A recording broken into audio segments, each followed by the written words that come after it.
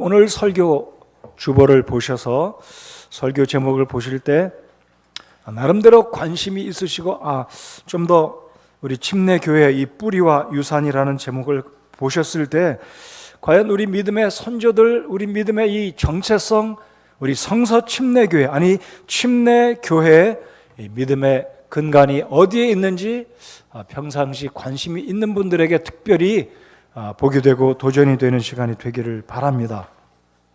최근에 저희 교회에 더해진 분들이 적지 않으신데 특별히 저는 젊은 우리 부부들, 우리 청년들 이 말씀을 통해서 이 성서 침례교회 그리고 이 침례교회라는 이 의미가 왜 중요한지 다시 한번 확고히 하고 우리 믿음의 정체성을 분명히 할 수 있는 시간이 되어지기를 바라는 마음입니다.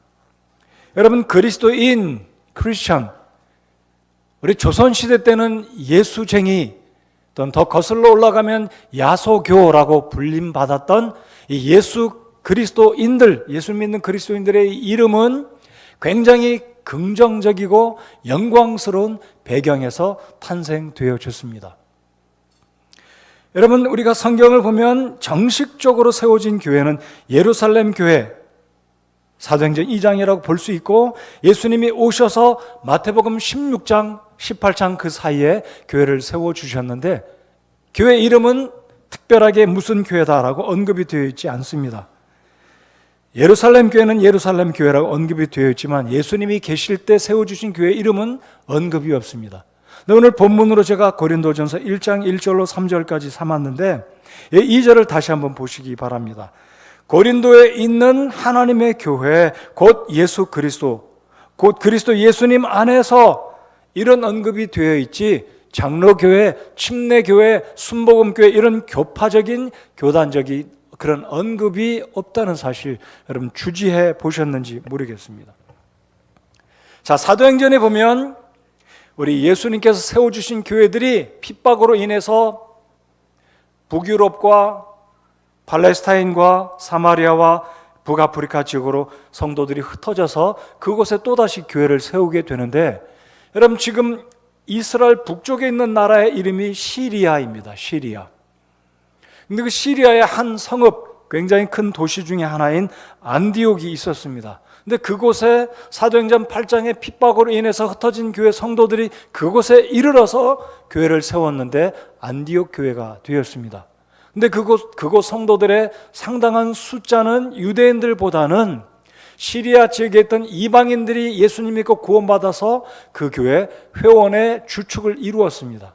근데 영광스럽게도 예루살렘에서 그리스도인이라는 신조어로 예수님 믿는 사람들의 이름을 일컫는 것이 아니라 이방인들을 중심으로 세워진 그 교회 성도들에게 예수님을 믿지 않던 당시의 로마 제국의 불신자들이 저들이 예수님께 속한 사람들이다 라고 해서 그리스도인이다라는 이름이 생겨났다는 것입니다. 그러므로 이 그리스도인이라는 이름은 조롱의 말, 비웃는 말이 아니라 저 사람들의 행위가 참되고 아름답고 복되기 때문에 생겨난 영광스러운 이름이 그리스도인이다라는 뜻입니다.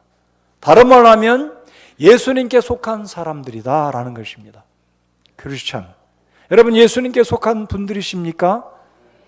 교회 나왔다고 예수님께 속한 것은 아닙니다. 몸은 여기에 있지만 진짜로 그리스도께 속하려면 내가 저 안에 저가 내 안에 있는 것 같이 주님 말씀하신 것처럼 예수 그리스도를 나의 구주로 영접할 때 하나님의 성령이 구원받은 자의 속에 들어가 있을 때 그 사람이 비로소 예수님께 속한 바 되어진 성도가 된다는 거죠. 자, 그런 측면에서 그리스도인이란 이름은 안디옥 교회에서 최초로 불려지게 되었는데 굉장한 영광스러운 칭호를 얻게 된 것입니다. 저는 개인적으로 두 번째로 우리 그리스도인들에게 영광스러운 별명이 있다면, 또 다른 호칭이 있다면 그것이 바로 침례교도 베프티스트라는 명칭이라고 저는 확신합니다. 자, 근데 이 베프티스트라는 이름은 그 유래를 보면 그 앞에 또 하나가 붙는데 아나 베프티스트라는 이름이 붙습니다. 제 침례교도.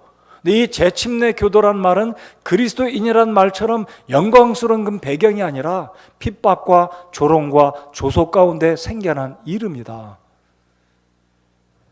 오늘 예배를 들으시는 여러분께 최근에 저희 교회에 더해주신 분을 포함해서 내가 다니고 있고 내가 섬기고 내가 출석하는 이 교회의 믿음의 뿌리가 기성교회와 어떻게 다른지 우리가 알아야 내가 다니는 이 교회가 귀하고 참으로 가치 있고 보배로운 영광스러운 교회다라는 확신을 우리가 갖게 될 수 있기 때문에 오늘 제가 연말을 맞아서 최근에 저희 교회 오신 분들을 위해서 우리 침례교회 믿음의 뿌리가 어디에 있는지, 우리 믿음의 근본은 어디에서부터 배경이 되었는지 배워볼 필요가 있어서 오늘 본문을 고린도전서 1장 그리고 히브리서 6장을 정했는데, 오늘 침례 교도의 뿌리와 유산 5가지를 살펴보겠습니다. 그리고 다음 주에 한 번 더 침례 교회의 믿음의 유산에 대해서 생각해 보고 싶습니다. 자, 첫 번째 주보에 있는 첫 번째 대지를 한번 보시기 바랍니다. 재침례 교도란 이름의 기원과 그 유래에 대해서 살펴보고자 합니다. 재침례 교도는 15세기 종교개혁이 있고 난 이후에 천주교회와 개혁주의자들이 붙여준 부정적인 측면에서의 별명이었습니다. 여러분, 내년이면 마틴 루터가 종교개혁을 일으킨 것이 1517년 16세기였으니까 내년 2017년이면 꼭 500주년이 됩니다. 자, 종교개혁이 일어난 이후에 많은 개혁가들과 천주교회는 침례를 2번 주는 저들을 가리켜서 재침례 교도들이다라는 이름을 붙여줬는데, 그 배경을 잠깐 말씀을 드리면 이렇습니다. 우리는 지금도 믿는 자의 침례를 줍니다. 우리가 믿는 침례는 구원받은 사람들이 받는 침례가 성경적이다라고 믿습니다. 자, 유아에게 침례를 주거나 유아 세례를 주는 의미는 아무 의미가 없을 뿐만 아니라 비성경적이다라는 것입니다. 왜 그러느냐? 성경에는 반드시 믿고 구원받은 사람들에게 침례를 베풀었고, 세례가 아닌 물속에 잠기는 침례를 베풀었기 때문에 세례는 비성경적일 뿐만 아니라 유아들에게 침례를 주거나 세례는 의미가 없다는 것입니다. 여러분, 갓 2-3살 지나고 갓 몇 개월 지난 영아들에게 세례를 주고 침례를 준다는 것은 그 아이가 예수 그리스도가 누구인지 아무것도 모르고 죄가 무엇인지 모르고 천국과 지옥이 모르는 아이들에게 침례를 주는 것은 난센스다는 거죠. 아무 의미가 없다는 거죠. 그렇다면 유아 세례나 이 세례가 어디서부터 비롯되었느냐? 여러분, 세계 역사를 보게 되면 콘스탄틴이라는 이 황제가 국가교회를 만들게 됩니다. 그리고 세계 역사를 보면 십자군 전쟁을 일으키게 되는데, 그때를 비롯해서 국가교회가 등장을 하게 됩니다. 그러니까 4세기경 314년, 315년경에 세계 역사에 기록되어 있는 사실로 미뤄보아 분명히 알 수 있는 것은 콘스탄틴이라는 이 대제가 천주교회, 즉 국가교회를 만들었다는 거죠. 캐톨릭이란 말은 코스모스, 우주라는 의미로 국가교회를 만들었는데, 그 당시에 존재하고 있던 신약 성경을 믿고 있던 교회와 목사들과 성도들은 국가교회에 조인하는 것은 교회와 정부가 일치되는 것이기 때문에 이것은 비성경적이다 해서 조인하지 않았습니다. 그때를 기해서 천주교회가 많은 목사들과 전도자들과 교회들과 신약적인 이 교리를 믿고 있는 성도들을 핍박을 가하기 시작했는데, 엄청난 핍박을 가하게 되었습니다. 자, 그래서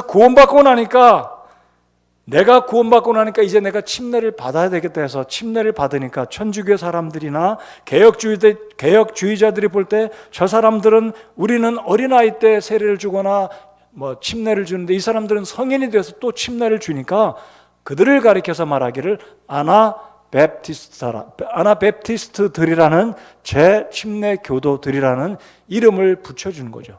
조소하면서 놀려대면서 붙여준 이름이라는 거죠. 그것이 우리 믿음의 선조들, 재침례 교도들의 기원과 유래가 되었는데, 우리 성서침례교회의 유래를 잠깐 말씀드리고 싶습니다. 자, 우리 성서침례교회는 1950년대 초기에 미국에서 생겨나게 되었습니다. 자, 헷갈리지 마십시오. 침례 교도들은 50년대 생긴 게 아니고 성경적인 우리 침례 교도들의 뿌리들은 더 거슬러 올라가서 신약 시대로 거슬러 올라갑니다. 그러나 제가 잠깐 성서 침례교의 유래는 1950년대 초에 미국 텍사스에 있는 그 포트 워스라는 그 지역에서, 달라스에서 서쪽으로 한 40분을 가면 그 지역에서 우리 성서 침례교의 뿌리가 기원이 되었다. 왜 그러느냐? 당시에 남침례 교단에 자유주의 신학이 들어왔습니다. 신학교에도 자유주의가 들어왔습니다. 자유주의가 쉽게 말씀드리면 무엇이냐면 성경에 오류가 있다라고 믿는 것입니다. 예수 그리스도의 동정녀 탄생설과 예수 그리스도의 몸의 부활과 예수 그리스도의 몸으로 다시 오시는 이러한 내용들을 부인하는 자유주의 신학자들, 오병이의 기적을 부인하거나 홍해가 갈라진 사건을 부인하는 사람들이 자유주의 신학자들입니다. 그러니까 쉽게 말씀드리면 마음대로 이성으로 과학으로 성경을 접근해서 해석하는 사람들이 자유주의 신학자들입니다. 자, 그러니까 몇몇 목사님들과 신학자들이 이래서는 안 된다, 우리가 따로 나와가지고 근본적이고 성경적이고 신학적인 교리를 믿는 교회를 만들자 해서 세워진 그룹이 성서 침례교회 친교회였습니다. 성경을 주장하고 성경의 권위를 최종적으로 믿고 있는 설교자들이 모인 그룹, 교단이 아닙니다. 교파가 아닙니다. 펠로우십을 만들었습니다. 그 펠로우십이 파송한 분이 우리 표수다 선교사님이 한국에 와서 1955년에 이 자리에 우리가 지금 보고 있는 커피, 그 표수다 홀 카페에 있는 그 건물과 왼쪽에 있는 교육관을 1955년도에 세우고 이곳에서 한국의 최초로 성서 침례교회가 시작된 것입니다. 그래서 우리 성서 침례교회 유래는 1950년대 초로 거슬러 가고 한국에서는 1955년, 그래서 우리 교회가 올해로 61년이 되었습니다. 자, 그러면 주보에 제가 우리 침례교회의 뿌리 또는 제침례교회의 뿌리를 두 개로 적어두었는데, 첫 번째는 계승설입니다.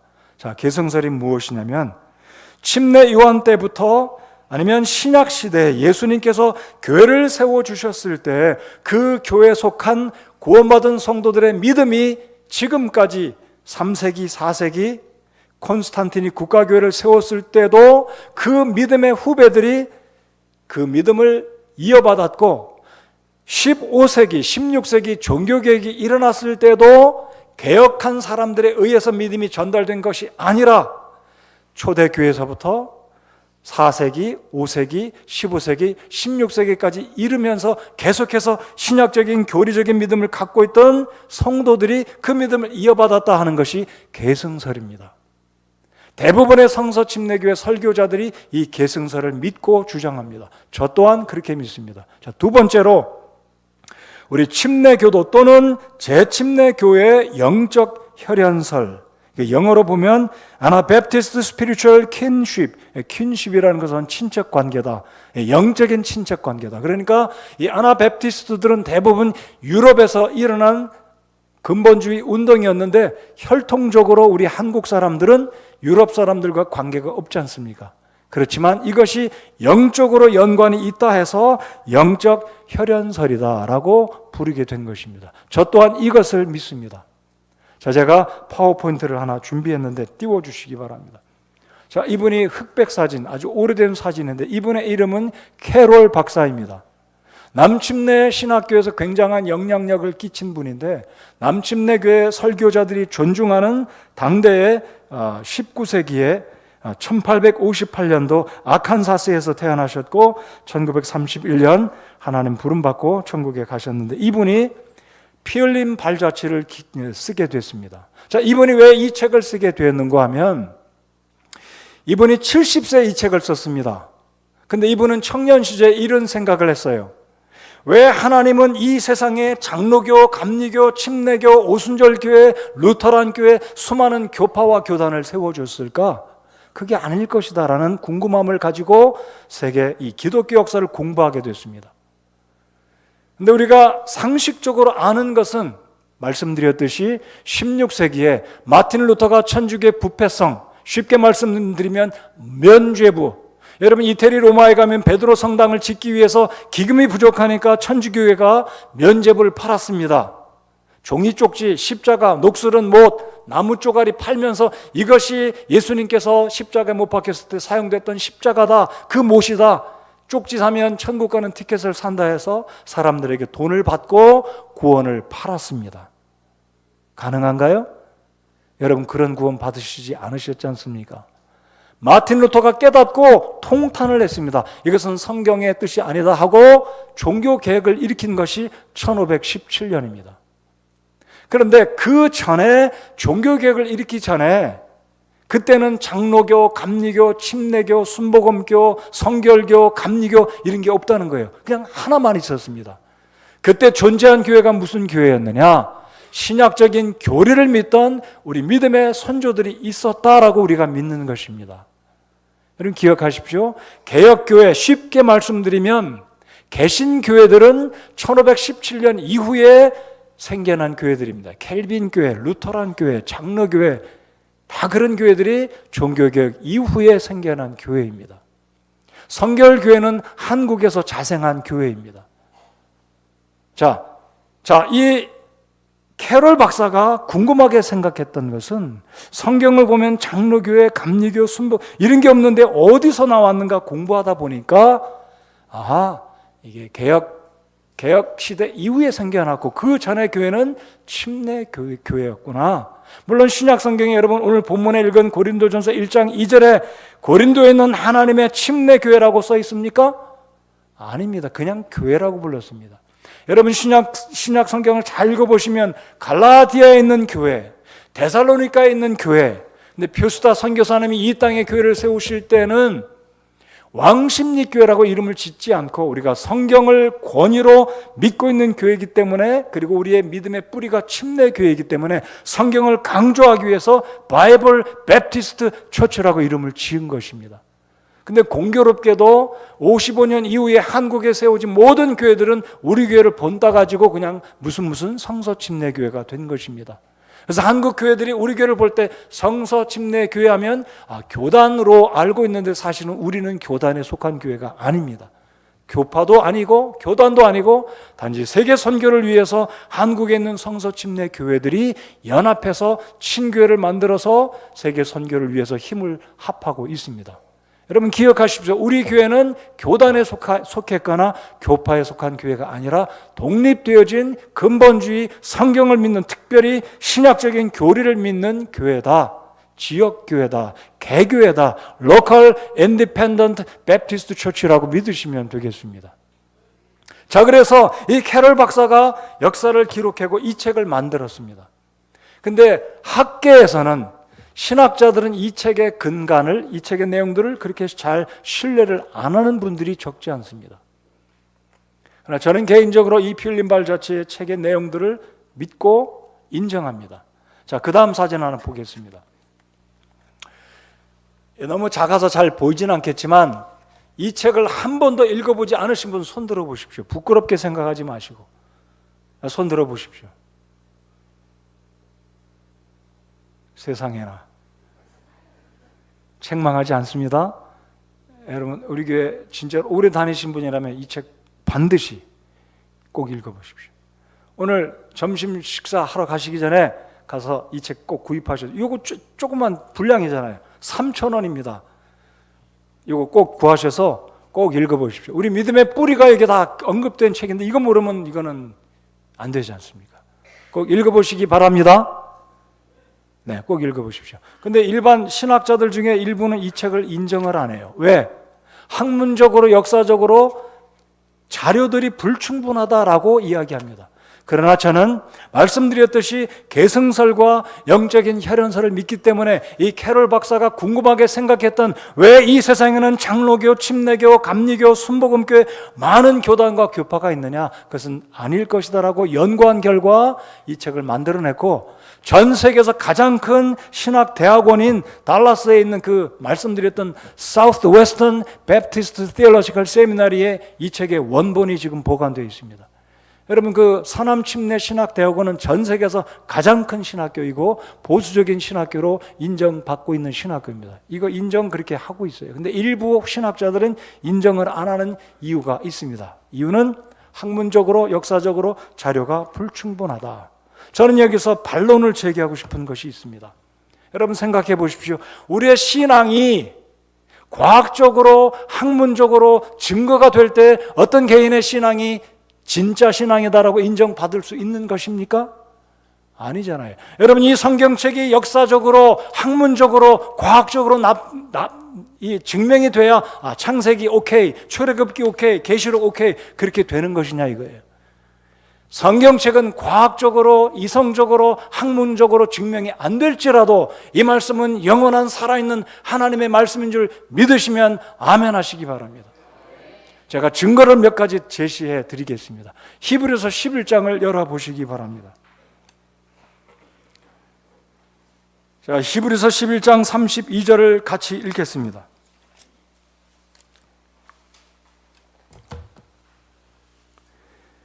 히브리서 11장입니다. 자, 히브리서 11장 32절 다 같이 읽겠습니다. 찾으셨으면 다 같이 히브리서 11장 32절 같이 읽겠습니다. 시작.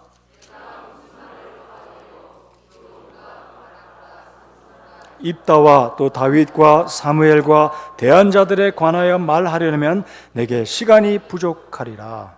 여러분 히브리서 11장은 믿음의 장입니다. 아브라함, 이삭, 야곱, 사라 굉장한 믿음의 사람들인데 갑자기 히브리서 기자가 32절에 와서는 내가 무슨 말을 더하리요? 기드온과 바락과 삼손과 입다와 또 다윗과 사무엘과 대한 자들에 관하여 말하려면 내게 시간이 부족하리라. 괄호 열고 생략하겠다 괄호 닫고.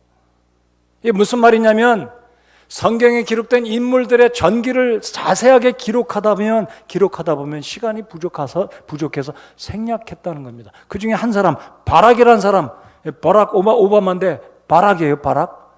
여러분 바락이라는 사람이 누군지 아십니까? 저 몰라요. 왜요? 성경에 기록을 안 했습니다. 그냥 이름만 여기 언급됐습니다. 그러나 히브리서 기자가 말하고자 하는 핵심은 굉장한 믿음의 사람이었다는 게 히브리서 11장 32절입니다. 그러나 그의 전기는 생략됐어요. 그럼 그의 믿음은 없다는 것입니까? 아니죠. 분명히 굉장한 믿음의 사람인데 성경에 시간적으로 지면상 성령의 감동을 입은 히브리서 기자가 생략했다는 거예요. 그러면 이 사람에 대해서 학문적으로 역사적으로 제시가 안 되어 있지만 이분의 믿음은 여전히 굉장한 믿음이다 아니다? 굉장한 믿음이다라는 거예요. 지금 제가 무슨 말씀드린지 이해가 되십니까? 이해가 안 되면 제가 어쩔 수 없어요. 자, 또 한 군데 보겠습니다. 요한복음 20장을 열어보시기 바랍니다.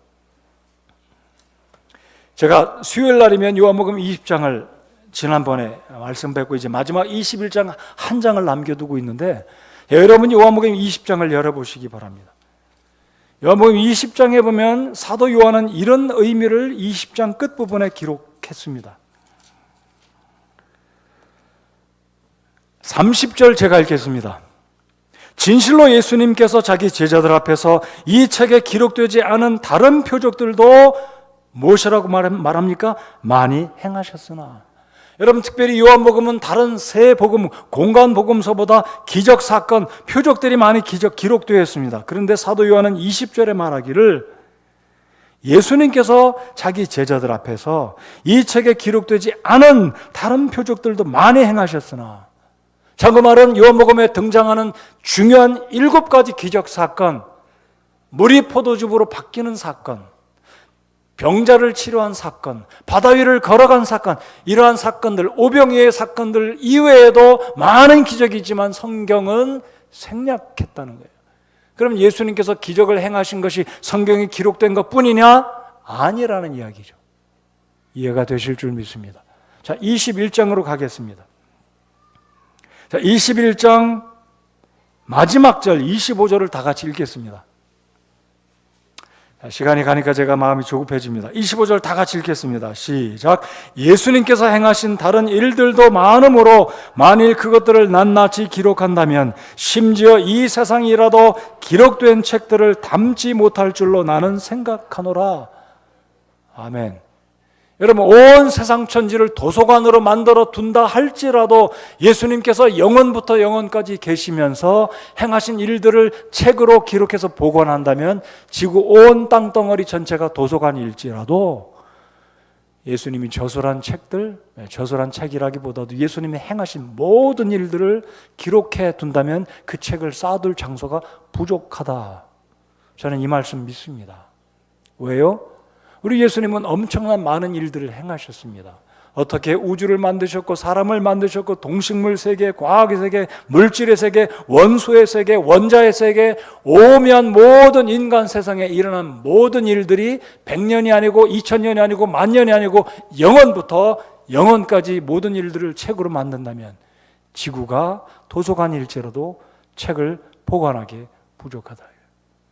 그러면 우리 재침례 교도들의 역사를 기록한 이 생생한 기록들이 학문적으로 역사적으로 자료가 부족하다 할지라도 이것이 그러면 가짜냐 허구의 일이냐 아니라는 얘기예요. 제가 간접적으로 그것을 말씀드리기 위해서 히브리서 6장과 요한복음 20장 21장을 읽은 것입니다. 이해가 되십니까? 그러므로 우리 침례 교도들의 역사, 피 흘린 발자취의 역사들은 진실이다 이거예요. 아까 여러분이 화면에서 보셨던 그 빨간 점들, 이 점들이 무엇이냐면 서기 200년부터 1800년, 1900년, 아니 2000년에 이르기까지 우리 믿음의 선조들이 핍박당하면서 도망다니고 톱으로 쏠림당해서 죽고 장작더미에서 불태움 당하고 맹수의 밥이 되고 물속에 빠뜨림 당하고 온갖 핍박과 고난 가운데서도 믿음을 타협하지 않고 성경의 순수한 믿음을 신약적인 믿음을 지켜온 분들이 우리 믿음의 조상들이라는 사실이에요. 그걸 이야기하고 있는 책이 바로 이 책입니다. 이건 성경은 아닙니다. 그러나 이 책에서 말하고 있는 내용들이 진실이었다. 비록 학문적으로는 역사적으로는 증명할 길이 조금 부족하지만 자, 그 정도로 하고 이제 두 번째로 건너가겠습니다. 재침례 교도들에 대한 역사적인 객관적인 평가를 말씀드리겠습니다. 주보에 제가 몇 개의 이 객관적인 이 재침례 교도 또는 침례 교도들을 향한 평가를 우리 같이 한번 읽어보겠습니다. 제가 먼저 읽겠습니다. 그냥 제가 읽겠습니다. 재침례 교도들은 사도들의 시대 이래로 전 시대에 걸쳐 사도들의 교리들을 순수하게 보존해온 유일한 기독교 공동체다. 이페이 박사와 더마우트 박사가 그렇게 객관적으로 재침례 교도들을 평가했습니다. 또 다음 아이작 뉴턴 경은 침례 교도들은 로마와 결코 타협하지 않아요. 여기서 말하는 로마는 이탈리아 국가를 말하는 것이 아니라 캐톨릭을 말합니다. 천주교회를 말합니다. 로마와 결코 타협하지 않은 유일한 그리스도인들이었다. 세 번째, 나는 AD 100년경에 침례교회가 있었다는 사실을 전적으로 수용하지는 않는다. 그러나 당신은 모두가 침례교도였기 때문에 침례교회들이 있었다는 사실을 의심하지는 않는다. 정확하게 표현했습니다. 왜냐하면 서기 1세기, 2세기에는 침례교, 감리교, 순복음교회 없었습니다. 그냥 하나의 교회였습니다. 근데 그때는 부르기를 침례교회다 이런 명칭이 없었다는 거예요. 그러나 그때 모든 사람들은 침례 교도였음을 믿으시면 아멘 하시기 바랍니다.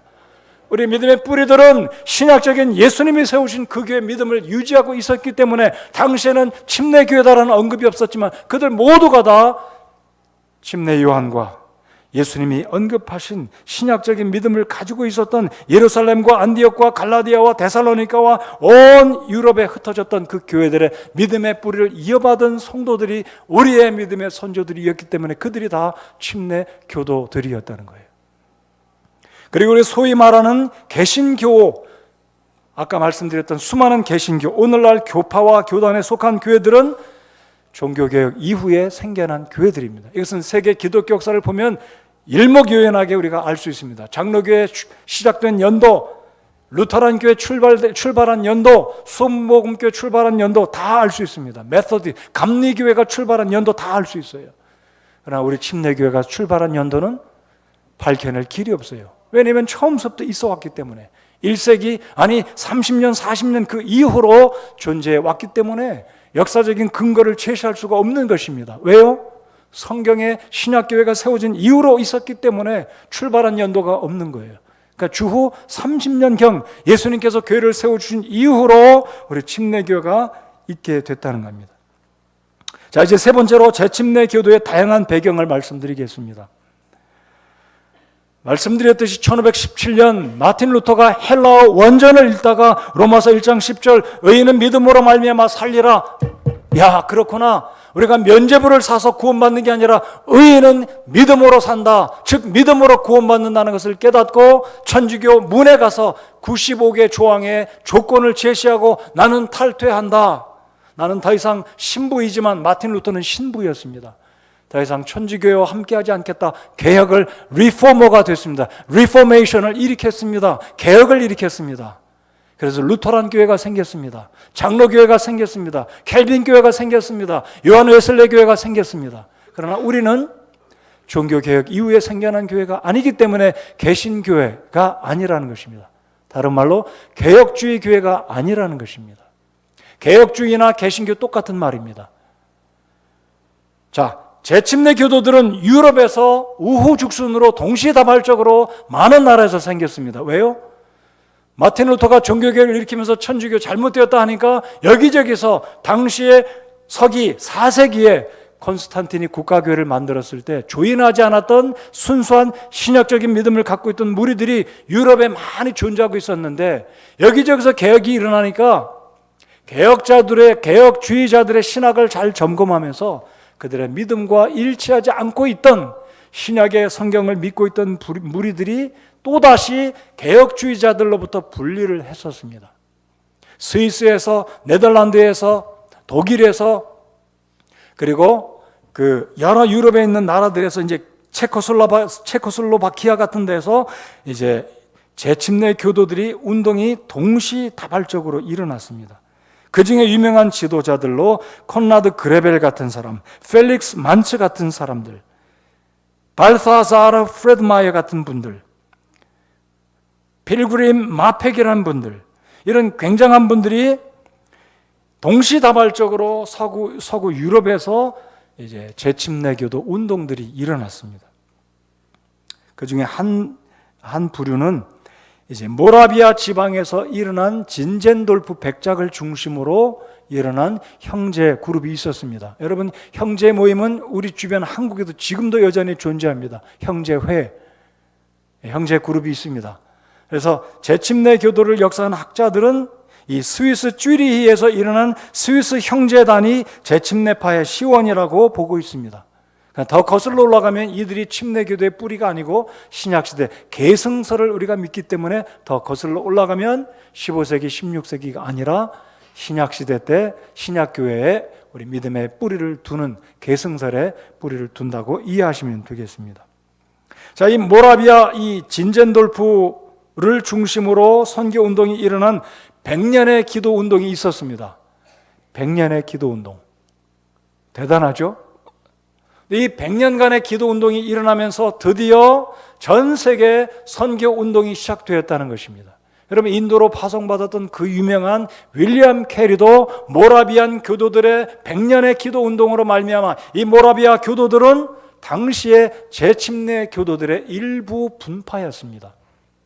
결국 말씀을 정리해서 말씀드린다면 세계 선교 운동의 배후에는 재침례 교도들이 뿌리하고 있었다, 자리 잡고 있었다는 거예요. 100년간의 기도운동. 이 기도운동이 결국은 미국의 청교도들이 건너가서 그들이 기도운동을 하게 되었고 젊은 선교사들을 파송하게 됐는데 그 중에 한 사람이 아도나이람 저드슨입니다. 우리 청년들이 내년 1월에 단기 선교로 이제 미얀마에 갈 텐데 미얀마 양곤에 가면 아도나이람 저드슨이 세운 200년이 더 된 교회가 있습니다. 그분이 바로 우리 침례교회 목사였고 선교사였습니다. 자, 그러니까 세계 선교 운동을 주도한 역할을 한 사람들도 침례교도들이었다. 자, 제가 한 가지 예를 들어서 재침례 교도들 가운데 개혁주의자와 믿음을 같이 하지 않고 또다시 분리해서 나온 이 콘라드 그레벨이라는 분을 소개해 드리고자 합니다. 이 콘라드 그레벨이라는 분은 재침례 교도들 지도자 가운데 한 사람인데 이 사람은 쯔빙글리를 찾아가서 성경을 배우는 쯔빙글리의 문화생이었습니다. 여러분, 세계 기독교 역사 가운데 보면 쯔빙글리 또는 쯔윙글리라고 하는 신학자, 신부를 이름을 쉽게 발견하실 겁니다. 이 쯔빙글리라는 이 사람은 신부였었는데 성경을 잘 아는 학자였기 때문에 당시에 많은 성도들이 성경을 공부하기 원하는 사람들이 쯔빙글리에게 가서 성경을 공부하게 되었습니다. 여러분, 주님의 만찬에는 여러 가지 설이 있는데 그 중에 하나는 화채설이고 기념설입니다. 대표적으로 대립되는 설인데, 화채설은 무엇이냐? 천주교 신부나 주교가 떡을 떼어주고 빵을 떼어주고 포도즙을 전해주면 그 자리에서 예수님의 몸으로 변한다. 그 자리에서 이 포도즙이나 포도주가 예수님의 피로 변한다. 그래서 화채설입니다. 성경적입니까? 아닙니까? 헷갈리십니까? 아니에요. 그냥 포도즙이고 그냥 떡입니다. 그냥 빵입니다. 근데 천주교는 화채설로 믿어요. 진짜 예수님의 몸과 피로 변한다. 근데 쯔비잉글리는 신학자였고 신부였지만 화채설은 잘못되었다. 쯔비잉글리는 기념설을 믿었던 사람입니다. 근데 이 사람의 문제는 뭐였냐면 여전히 유아 침례를 줄 수 있다라고 주장했던 사람이에요. 근데 이 콘라드 그레벨이 쯔비잉글리 밑에서 성경을 배우다 가만히 보니까 이 쯔비잉글리는 기념설은 믿고 있지만 유아 세례를 줬기 때문에 아니다. 성경을 보니까 믿는 자가 침례를 받았지 유아 세례는 비성경적이다. 근데 그때 쯔비잉글리가 말하기를 교회의 권위로 세례를 줄 수 있다. 교회의 권위로 유아에게 세례를 베풀 수 있다라고 강력히 주장할 때 이 콘라드 그레벨은 저 사람은 내가 성경을 배우는 선생으로 삼았지만 더 이상 하나님의 말씀을 최종 권위에 둔 사람이 아니구나라고 생각하고 콘라드 그레벨이 나와가지고 믿음을 같이 하는 형제들과 그룹을 만들어서 하나님 예배하고 신방하면서 복음을 전하는 공동체, 즉 재침례 교도가 된 것입니다.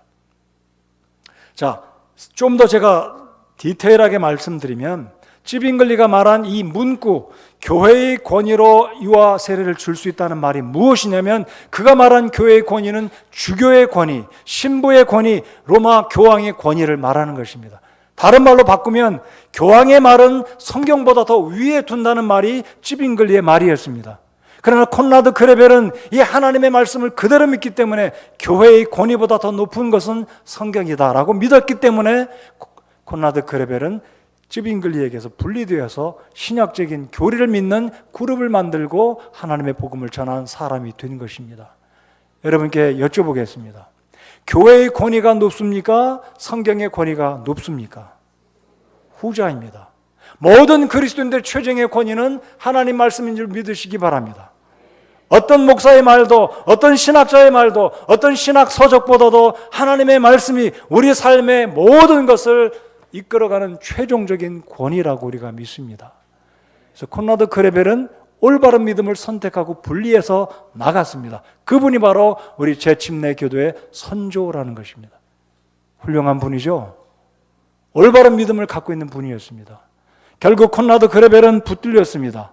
쯔비잉글리가 조롱합니다. 천주교회가 조롱합니다. 핍박합니다. 저놈 잡아다가 가둬라 해가지고 감옥에 갇혔습니다. 결국 감옥에서 병을 얻고 감옥에서 병사했습니다. 그의 아내는 쟤네들은 재침례 교도들은 물을 좋아하니까 저 콘라드 그레벨의 아내를 물속에 빠뜨려 죽여라. 재침례 교도들은 물 좋아하니까 물속에 빠뜨려라. 그래가지고 콘라드 그레벨의 아내 역시 물속에서 수장당해서 순교를 당했습니다. 뿐만 아니라 호리우스라는 역사학자들은 1200년 기간 동안에 재침례 교도들이 칼에 의해서, 불에 의해서, 물에 의해서, 매맞음으로 인해서 수많은 사람이 죽었는데 무려 5천만 명입니다.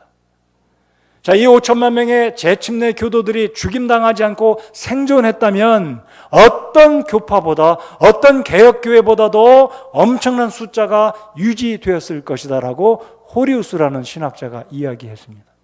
그렇습니다. 아까 말씀드렸듯이 우리의 선조들은 당시에 핍박받았고 지도자들은 죽임당하고 숨어 지내고 엄청난 핍박 가운데 숨어 지냈습니다. 제가 듣기를 우리 권영철 집사님 앞에 앉아 계신데 유럽의 어느 나라를 방문하면서 재침례 교도가 핍박받았던 그 고문 기구를 모아놓은 박물관을 방문하셨다고 그러는데 그렇습니까? 저도 그런데 가보고 싶은데 언제 기회가 될지 모르지만 여러분들 꼭 그런 부분에 대해서 관심을 가져주시고 이 책 다시 한번 꼭 읽어주시기 바랍니다. 우리 믿음의 선조들은 엄청난 핍박과 고문을 두려워하지 않고 성경의 믿음을 유지하고 근본주의 신앙을 유지하기 위해서 목숨 잃어버리는 거 두려워하지 않고 타협하지 않고 믿음을 지킨 굉장한 하나님을 기쁘시게 하는 주의 백성들이었고 하나님의 설교자들이었다라는 사실을 확신하시기 바랍니다. 그러므로 우리 교회는 개혁교회도 아니고 개신교회도 아니고, 여러분 천주교회는 구교고 개신교회든 개신교라고 부르는데 우리는 그러지 않습니다. 이거는 장로교회 그 교회 다니는 사람들이 당신들이 뭐가 뛰어나다고, 당신들은 개혁교회도 아니고 개신교도 아니고 천주교도 아니고 당신들의 믿음의 뿌리는 신약적이라고 말한다면 그 사람들이 볼 때는 독단적이고 오만하다고 이야기할지 모르겠지만 사실은 사실입니다. 저희 믿음의 선조들은 개혁주의자들에 의해서 생겨난 것이 아니라 신약시대 때부터 30년, 40년 쭉 3세기, 4세기, 5세기 그리고 15세기, 16세기 거쳐오면서 믿음의 뿌리를 여전히 유지해 왔던, 국가와 교회에 조인하지 않았던 믿음의 교리를 붙들고 살아왔던 우리 믿음의 선조들이 바로 침례교도였다라는 사실을 확신하신 여러분들 되시기 바랍니다. 이런 측면에서 제가 복음적이다라는 말과 복음주의의 구분을 할 수 있는 부분을 잠깐 말씀드리겠습니다. 우리는 복음적이어야 합니다. 따라서 해보시기 바랍니다. 우리는 복음적이어야 한다. 이게 무슨 뜻이냐면 예수님께서 말씀하신 신약적인 원리들과 십자가의 보혈을 전하는 측면에 있어서는, 성경 공부를 가르치는 측면에 있어서는, 복음을 전하는 측면에 있어서는 우리는 충분히 복음적이어야 합니다. 그러나 복음주의적이어서는 안 된다는 거죠. 왜 그러느냐? 복음주의가 다 잘못된 것은 아닙니다. 오해하지 않고 들으시기 바랍니다. 복음주의자가 다 잘못된 것은 아닙니다. 그러나 복음주의라는 말 속에 이벤젤리칼이다. 이벤젤리칼이라는 말은 복음주의라는 뜻입니다. 자, 복음주의라는 말 속에는 에큐메니칼 운동하는 사람들도 들어있고 성령 운동하는 사람들도 들어있습니다. 그 속에는 혼합주의를 인정하는 사람들도 들어있습니다. 그 속에는 심지어 천주교회도 구원이 있고 힌두교회도 구원이 있다라고 굉장히 폭을 넓게 하는 사람들이 소위 말하는 복음주의자들입니다. 그러나 우리는 복음주의자가 아닙니다. 우리는 복음적인 건 믿습니다. 복음적이어야 합니다. 그러나 복음주의를 우리가 다 수용해서는 안 된다는 거예요. 여러분, WCC 우리가 인정할 수 있습니까? 세계교회협의회. 인정할 수 없어요. 그러나 그들은 복음주의의 속에, 카테고리 속에 들어가 있습니다. 그렇기 때문에 우리는 복음적이어야 하지만 복음주의를 수용해서는 안 된다는 겁니다. 실제적으로 말씀을 드리면, 여러분 어떤 세미나 가시는 거 괜찮을 수도 있지만 조심하셔야 됩니다. 왜냐하면 그 세미나에서 다루고 있는 내용이 여러분이 구분하지 못한다면, 다 받아들인다면 한 세대가 가면 여러분도 어느샌가 모르게 복음주의자가 되어 있기 때문입니다. 어느샌가 우리 교회가 복음주의자적인 노선을 걸을 수도 있기 때문에 우리는 복음적이어야 하지만 복음주의를 수용해서는 안 된다는 사실입니다. 이해가 되셨습니까? 우리는 침례교도의 우리 선조들의 믿음을 지켜나가야 한다는 것입니다. 우리 믿음은 여전히 복음적이어야 하고 이 신약성경의 교리의 원칙 위에 세우고 전파하고 가르치고 복음을 전해야 하는 것입니다. 그렇기 때문에 여러분 방송 설교를 들으시거나 인터넷 설교 들으시거나 세미나에 가시거나 다른 교회 집회 가실 때 잘 선별하시고 들으시기 바랍니다. 저분이 지금 복음적인가 복음주의의 입장에서 이야기하는 거 잘 구분하셔야 됩니다. 구분할 수 있는 능력이 없으시다면 안 가시는 게 좋습니다. 구분하실 수 있기 바라고 선별할 수 있는 영적인 지혜가 하나님으로부터 여러분에게 임하기를 바랍니다. 자, 네 번째로 재침례 교도들이 신앙의 유산이 후대에 활발하게 전달되지 않은 이유가 있습니다. 저는 개인적으로 세 가지를 꼽습니다. 첫 번째는 지도자들이 다 죽임당했어요. 여러분 우리 교회 사역자들이 갑자기 어느 날 그냥 어떻게 된다고 생각해 보십시오. 굉장히 어려운 일에 봉착할 것입니다. 우리 한국에 있는 목사님들이 다 갑자기 어떻게 된다고 생각해 보십시오. 한국의 수많은 교회들이 굉장히 어려움에 처할 것입니다. 이 당시에 재침례 교도들의 영적인 지도자들이 갑자기 죽임을 당합니다. 붙들려 갑니다. 불태워 죽임당합니다. 매맞아 죽습니다. 사자의 밥이 됩니다. 지도자들이 다 죽었어요. 그러다 보니까 그 밑에 있는 성도들이 영적인 이 꼴을 먹지 못하니까 재침례 교도들, 즉 신약적인 믿음의 가르침을 제대로 받지 못하니까 세월이 흘러가면서 자동적으로 믿음의 계승이 끊어지게 되었다. 첫 번째 이유. 두 번째 이유는 지도자들뿐만 아니라 엄청난 핍박 가운데 재침례 교도들, 성도들이 숨어 지내겠습니다. 여러분 로마 가면 지하에 카타콤베라는 게 있습니다. 저 터키에도 가면 당시에 순수한 믿음을 갖고 있던 성도들이 핍박 때문에 땅속 20m, 30m 땅속에 들어가 숨어 지내야만 했었습니다. 숨어 다니다 보니까 제대로 전도활동 못하고 재생산이 이루어지지 않았습니다. 양육이 일어나지 못했습니다. 서적 남길 여유가 없습니다. 문서 없어요. 그러다 보니까 1200년이란 길고 긴 핍박 기간을 지나고 나니까 아무것도 없는 거예요.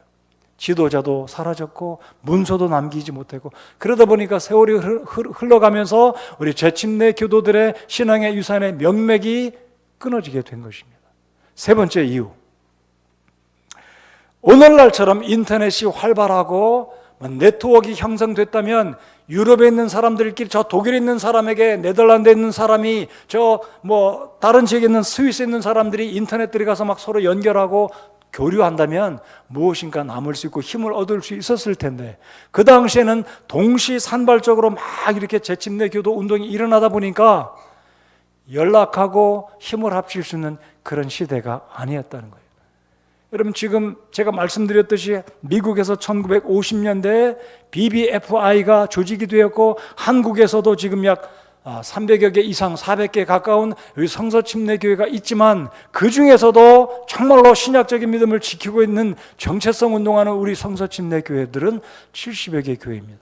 그래서 우리가 친교회를 만들고 목사님들이 힘을 합해서 교제하고 서로 격려하고 있는데, 당시에는 그런 게 없었다는 거예요. 그렇기 때문에 뿔뿔이 각계전투하다가 사라지고 말았다는 거예요.